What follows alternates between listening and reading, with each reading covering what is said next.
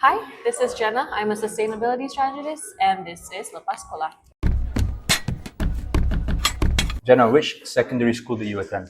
I went to SMK Assunta in PJ. And how do you think attending an all-girls secondary school shaped you as a person? I think what it helped me discover about myself, and especially growing up in a girls' school, even since primary, is that you don't get those gender roles and stereotypes enforced onto you about how boys generally do one thing better and how girls generally do another thing better. So in Asunta, we learned that we were capable of everything, which I know is kind of like girl power, but it is true.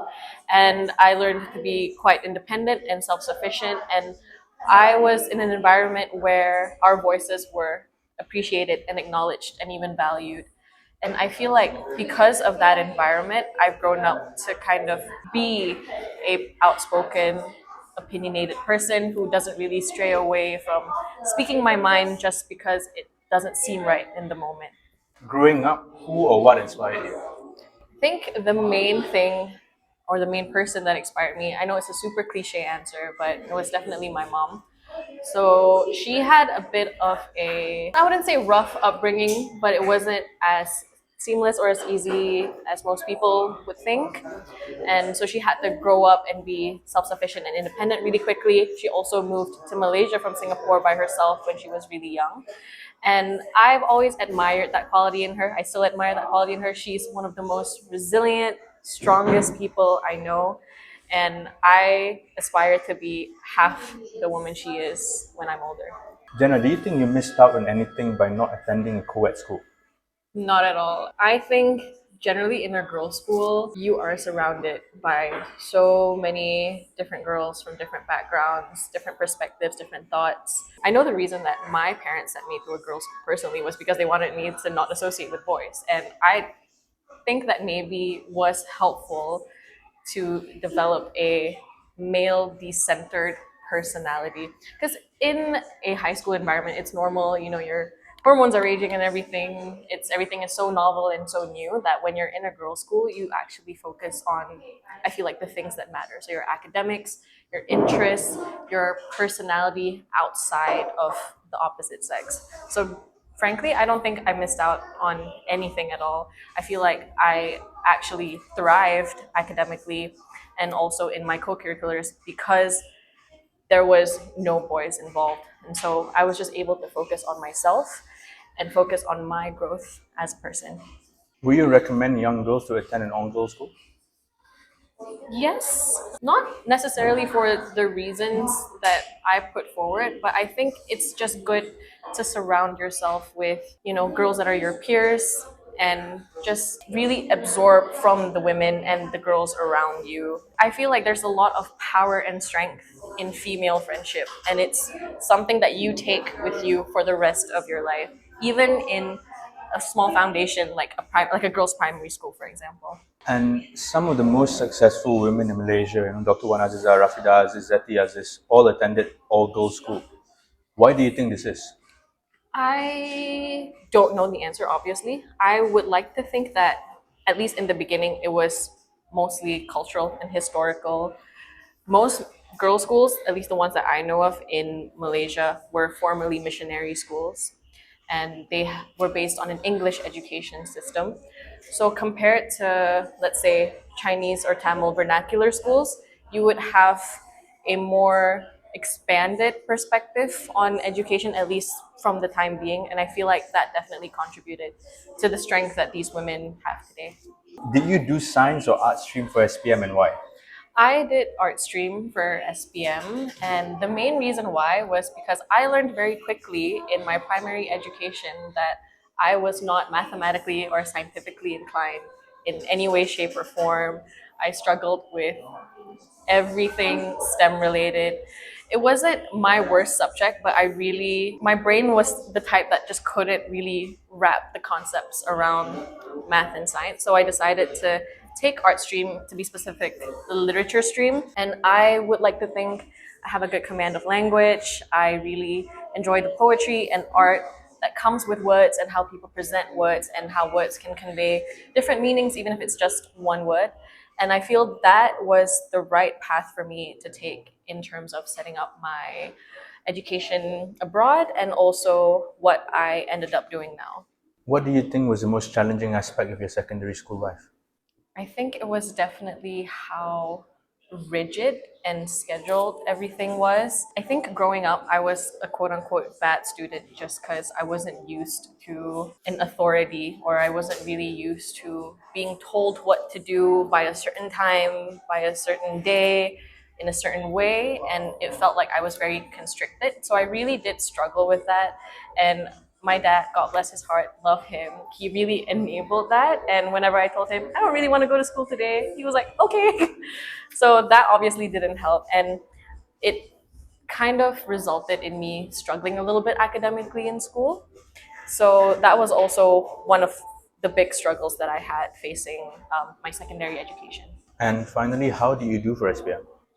Poorly, not as good as I wanted to. In hindsight, I did okay, and I have definitely thrived academically and excelled in other things since then. But I got to be specific: 1A plus, 1A, 1A minus, 3Bs, and 3Cs. So not great, but you can excel in the future. Jennah, what do you do for pre-university and where? I did A levels at Epsom College in Malaysia. Why A levels and why Epsom? So one of the reasons why I picked A levels at first was because I feel like it was the most varied pre-university course in the sense that you could take it to whatever country you want to go to for university. It's the most widely accepted pre-university course, so I felt like if I did really well in A levels, it would be easy for my university applications. So Epsom wasn't necessarily my first choice. I was more leaning towards institutions like Sunway University and Taylor's College at first, just because I didn't know of any other universities or colleges that did A levels in Malaysia and in the Klang Valley. But my parents decided on Epsom because they thought that with the pastoral care and the emphasis on academics and how closely you get to talk to the teachers and meet the teachers. And Epsom had a really small student population body, at least for A levels. So it was very easy to get that extra attention you needed to thrive and to succeed academically. Do you feel that SPM prepared you adequately for your A levels? No, not at all. I think SPM does have value and merit in the sense that it kind of provides you with a good foundation to know where you stand academically. But I wouldn't say that the structure in which SPM was taught was helpful in the way of me doing my A levels. What do you think are the qualities someone needs to succeed at A levels? I think first and foremost is definitely self-discipline, because even though you had the support from the teachers in Epsom and they were more than happy to help you where you needed help, a lot of the things that are required for you to go the extra mile and to really get a good grade in the subjects is it has to be self-imposed in a way. So you have to read wider beyond your syllabus a little bit and also look at, theories from other thinkers, especially like, for example, in English literature, there would be multiple theories for one piece of work. And reading on that is beyond your syllabus, and that is what really helps you elevate your essays, in my opinion. So I think self-discipline is definitely the most important thing that could help you excel in A levels. And what's your fondest memory of Epsom?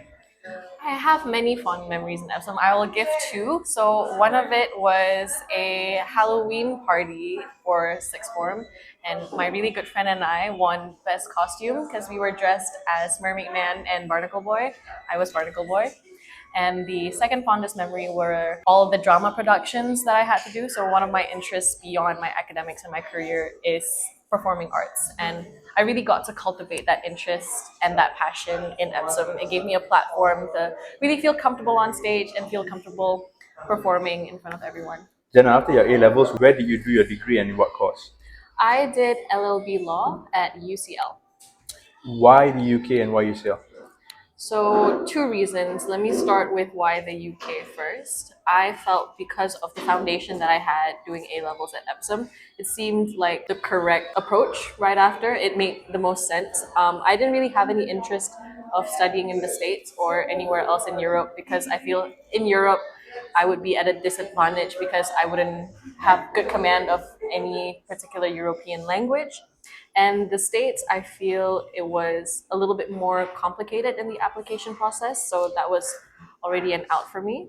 The second reason why I chose the UK and UCL specifically was that it was in London and it was big city. I'm a city girl, and I wanted to go to a place where it had a good balance of student life and then also life beyond university and culture and art and fashion. And I felt that London was the perfect place for that. All right, Jennah, talk me through the application process to the UK universities. So for the UK universities, there's something called UCAS, which I think most people who do A levels and who have studied in the UK know of. It's basically a platform where you submit a personal statement stating why you want to study the subject that you intend to study. You pick the schools that you want to go for, and this is also usually supported by academic references. So beyond the academic references, at least for my subject when I did law, and because I wanted to apply to UCL, there was an additional thing I had to do, which is called the LNET. It's basically a mini law exam to ascertain whether or not you would be able to undergo the academic rigor required of a law degree. Off the top of my head, I think some of the institutions that require you to do LNET in addition to your academic references and your personal statement is UCL and Oxbridge. What is the minimum requirement for UCL law? So at UCL Law, you would have to get an A star AA.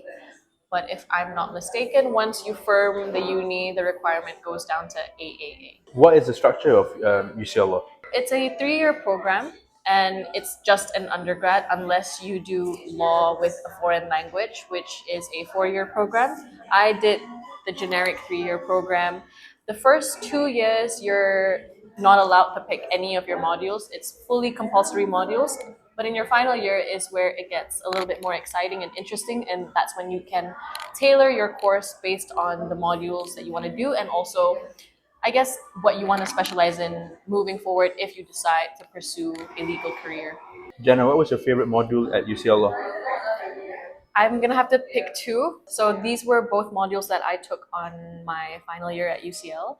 The first one has to be something called Legal Shakespeare, which sounds super novel and interesting, and it's because it is.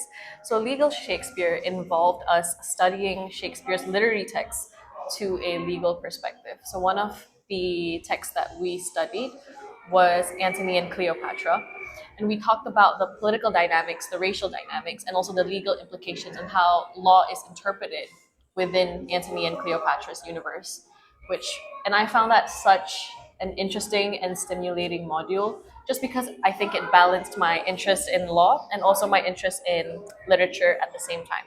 And my second favorite module had to be employment law. I learned a lot about unions, and with everything that happened in my final year of uni with the strikes and everything, it made me develop a deeper understanding on why this is happening. It was also interesting because it also balanced European Union law because at that time we were still studying the effects of employment law before Brexit.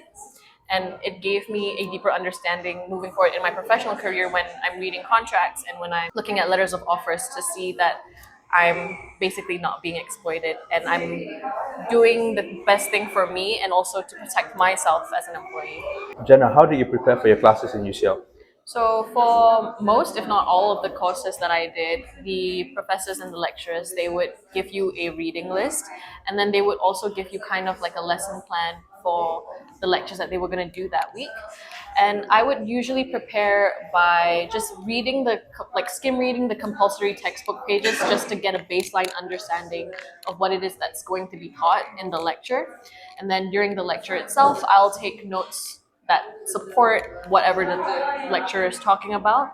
And then in preparing for assignments and essays and stuff like that, I will try my best to read everything that's on the reading list, which is hard because law professors love giving you everything above and below the sun when it comes to reading.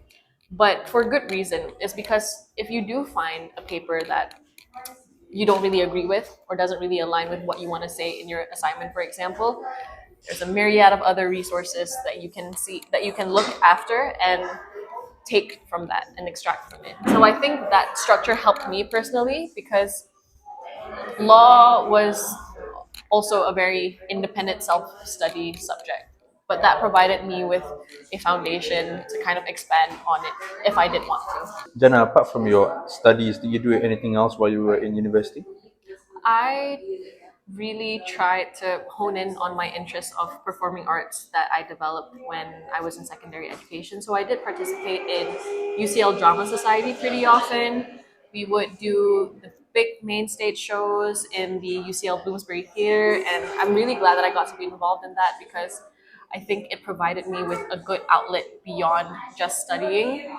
And I was also in a few small shows as part of uni, and I also started working out in uni as well. So that's where I kind of gained that interest to keep myself healthy. And I think in London it's easier because it's so walkable and you don't necessarily have to join a gym to be active. Yeah, those were the things that I mainly got involved with in uni and outside of uni beyond studying. What was the most challenging aspect about studying abroad? So when I went to study abroad, it was COVID, and the fact that everything was closed down, and at least for my first year, there was basically no freshers events. There were no social mixes, at least not physically. There was Zoom things, but that was definitely challenging because it was my first time living abroad and living by myself with essentially no support system. It was very difficult to kind of make friends in that regard, but I'm resilient if anything, and I feel like it worked out in a way somehow because the people that I did meet in London are people that I will cherish for the rest of my life. Is there anything you would have done differently looking back? Looking back, I wish that I invested more time beyond studying for my interests in theater. Because though I did really try to actively involve myself, I feel like I missed certain opportunities because I was so focused on doing well that I had to kind of categorize my time a little bit more strategically. And I wish that I did that better so that I could also balance my interest in performing arts. Jennah, most law graduates end up doing their bar, their CLP. This wasn't the decision for you. Why? So, when I first undertook studying a law degree, I really didn't know what I wanted to do. I just knew that I didn't want it to do STEM.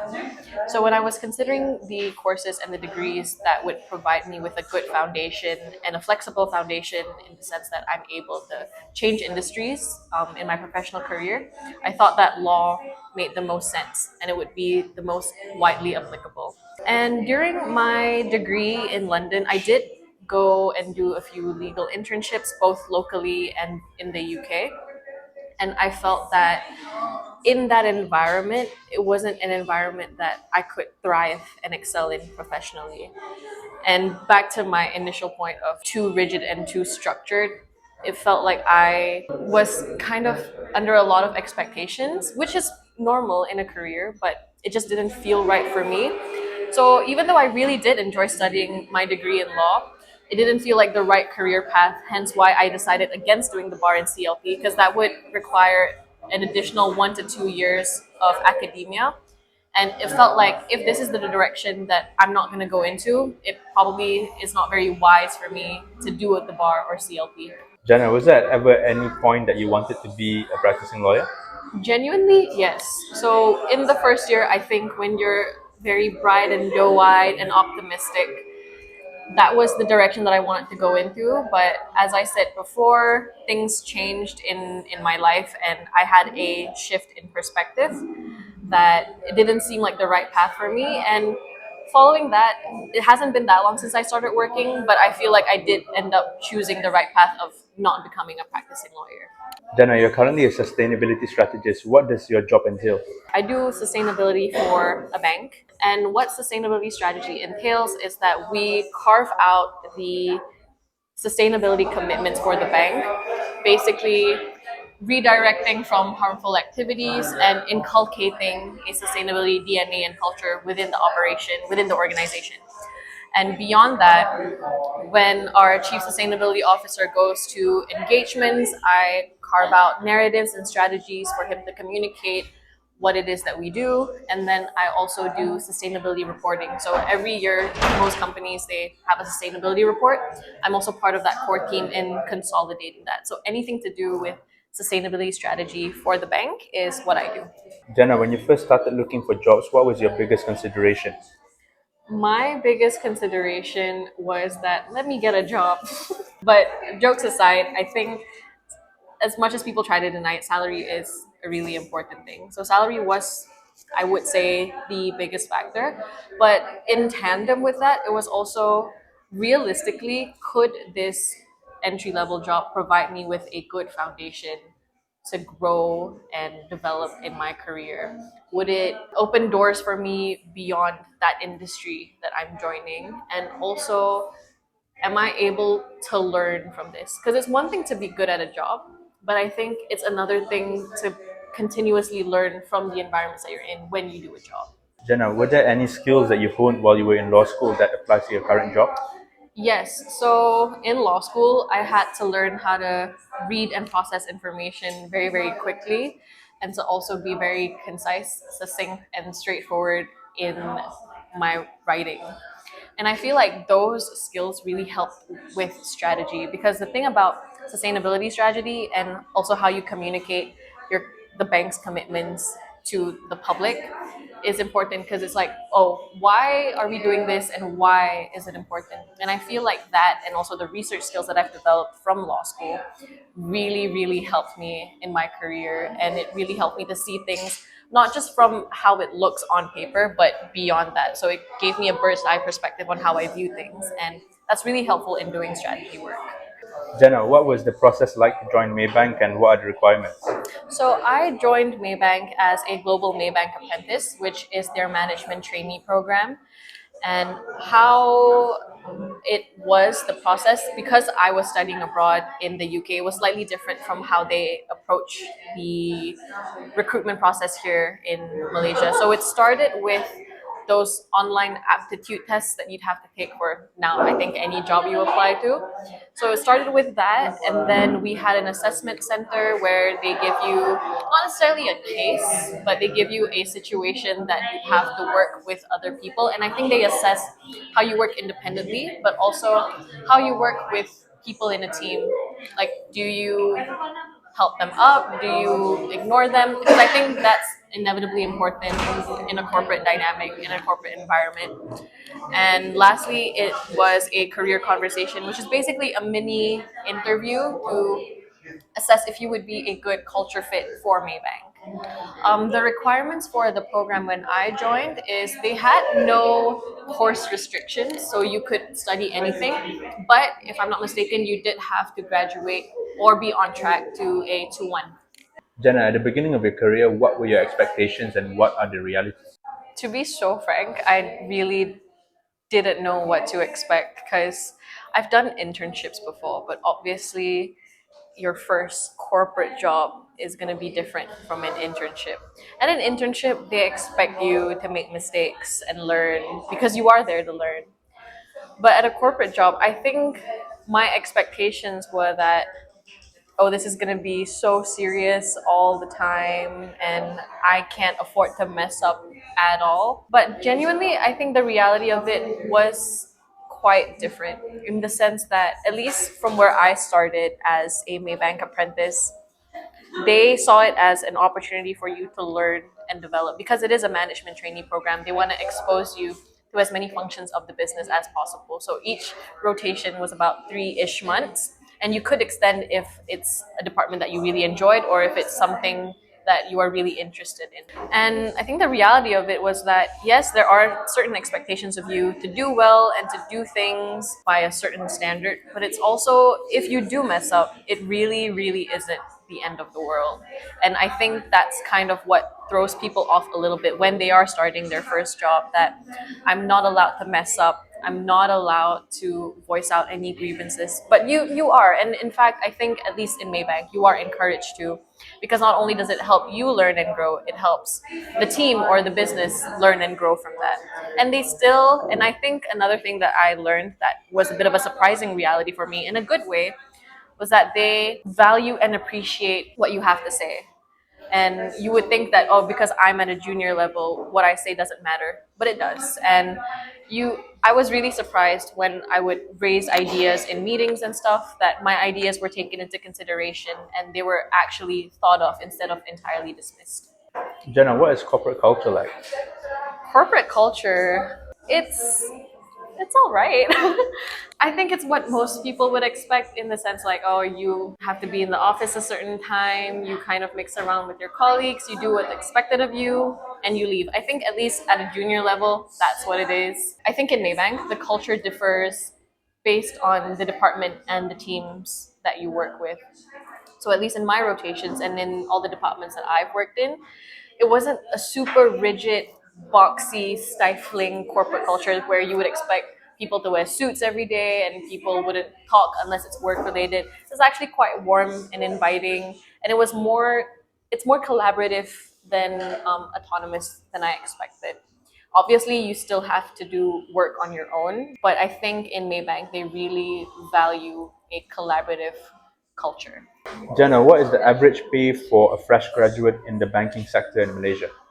So I think for the management trainee programs in the banking sector, it can range between 4,500 a month to about 7,000 a month. But I think if you were to join on an entry level position, it generally starts at 4 to 4,500 a month.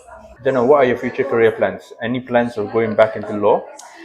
I do not intend to go back to law. Maybe, who knows, 10, 20 years from now, I'll have a change of heart. I can't predict that.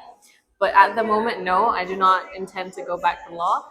And my future career plans, I think for the time being, is I would like to stay within sustainability and really expand my knowledge on that. Probably get a certification in it if time and money allows for it. But I think I've really found my groove in the industry that I'm in. And I think sustainability is constantly evolving as an industry and it's not going to go away anytime soon. So for now, at least for the next 3 to 6-ish years, that's what I intend to do. Jennah, can you describe your journey Lepas Sekolah in 3 words? Unpredictable, surprising, and fun.